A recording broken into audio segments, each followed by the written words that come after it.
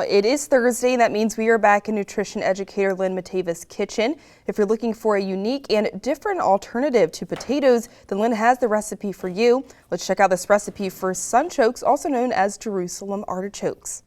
Today I have a curious little tuber to share with you, and these are called Jerusalem artichokes or sunchokes. And they actually aren't related to globe artichokes at all. They are a member of the sunflower family. This is the tuber that you would find underground, and they kind of resemble, by looks, they resemble ginger. You see they're kind of nubbly and have this like kind of thin skin on them. And these are in season late fall through early spring. So we have them right now at some of our local farm markets. Chesterfield Heirlooms grow these, and they're just really delicious. There's something to kind of add a little bit of something different into your vegetable lineup.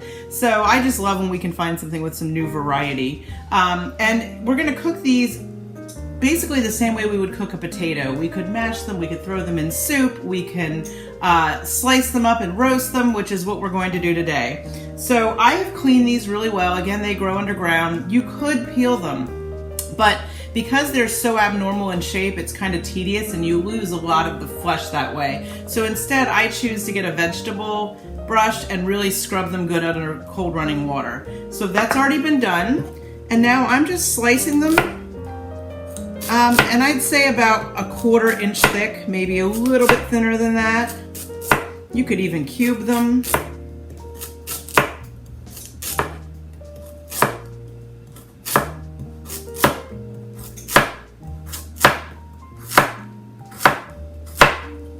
These nice little discs.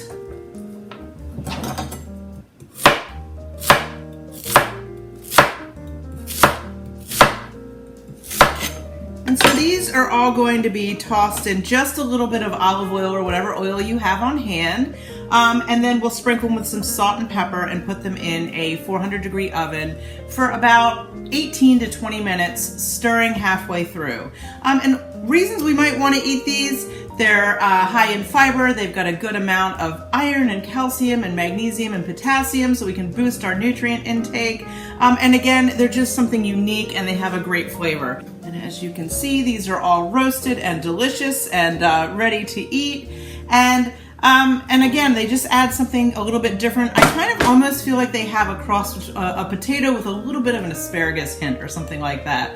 But they're really, really delicious. So I encourage you to head on over to your farmer's market and see what you can find. It's a great day to try something new.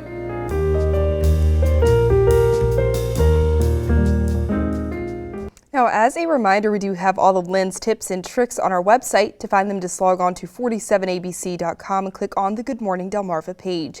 But more news in